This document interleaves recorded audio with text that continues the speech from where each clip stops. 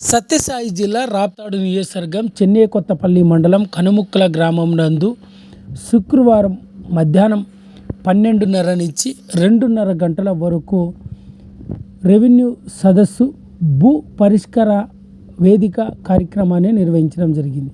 ఈ కార్యక్రమానికి Raptadu MLA Paritala Sunitha, Dharmavaram RDO Mahesh తదితరులు హాజరు కావడం జరిగింది.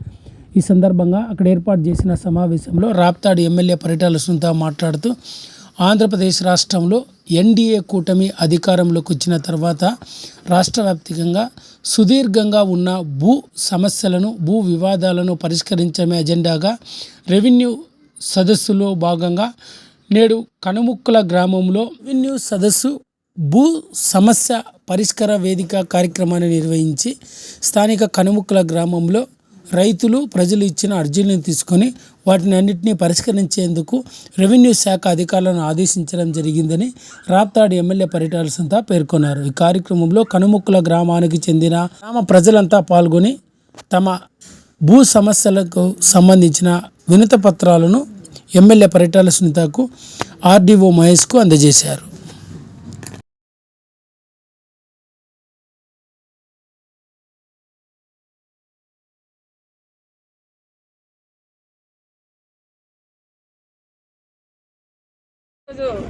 రాష్ట్ర వ్యాప్తంగా రెవెన్యూ సదస్సులు మా గౌరవ చంద్రబాబు నాయుడు గారి ఆదేశాల మేరకు చెన్నైకొత్తపల్లి మండలం కనుముక్కల రెవెన్యూ పరిధిలో ఆర్డీఓ గారు, ఎంఆర్ఓ గారు మేమందరం ఇక్కడ సదస్సు కూడా ఏర్పాటు చేశాం. సదస్సు కూడా చాలా మంది ఈ రెవెన్యూలో దాదాపు 6 గ్రామాలు ఉన్నాయి. 6 గ్రామాలకు సంబంధించిన వాళ్ళు ఎవరికైతే భూ సమస్యలు ఉన్నాయో వాళ్ళందరూ కూడా వచ్చి ఈరోజు అర్జీలు సేకరించినాం.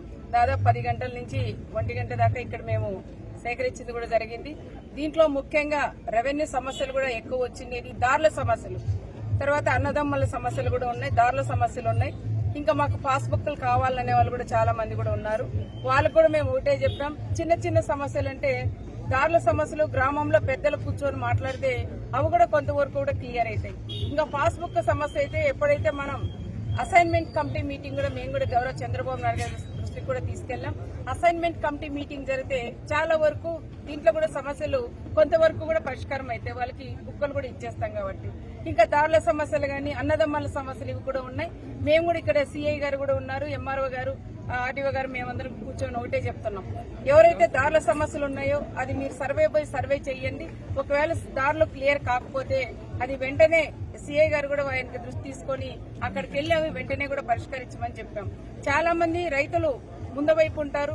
ఎవరైతే ల్యాండ్ ఓనర్ ఉన్నారో ఆ ఓనర్ ఒకటి పెద్ద మనసు చేసుకుని అందరూ రైతులే కదని ఆయన కూడా గమనించి ఆ ల్యాండ్ ఇస్తే మాత్రం తప్పకుండా ఇవి కూడా చిన్న సమస్యలన్నీ కూడా పరిష్కారం అవుతాయనే విషయం మేము కూడా ఇప్పుడే ఈ గ్రామాలకు సంబంధించిన పెద్దలందరికీ ఒకటే విజ్ఞప్తి కూడా మేము చేశాం. మా ఆర్డీఓ గారు, మహేష్ గారు, అదేవిధంగా మేము కూడా ఒకటే విజ్ఞప్తి చేస్తున్నాం.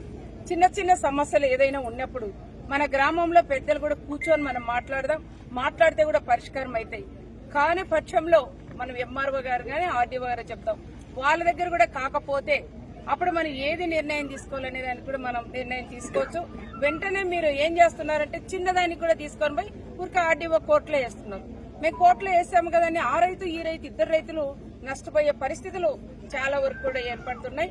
ఇదే మండలం చెన్నైకొత్తపల్లి మండలంలో వైఎస్ఆర్ గవర్నమెంట్ ఉన్నప్పుడు చాలా వరకు భూ సమస్యలు ఎక్కువ చేశారు. ల్యాండ్ అంతా కూడా వాళ్ళు దందాలు చేయడం, ఒకరి భూమి ఒకరు అమ్ముకోవడం, రైతుకు తెలియకనే వాళ్ళ ఆన్లైన్ లో తీసేసి వాళ్ళ ఆన్లైన్ లో ఎక్కించుకోవడం, ఈ రకంగా కూడా చాలా కూడా జరిగినాయి.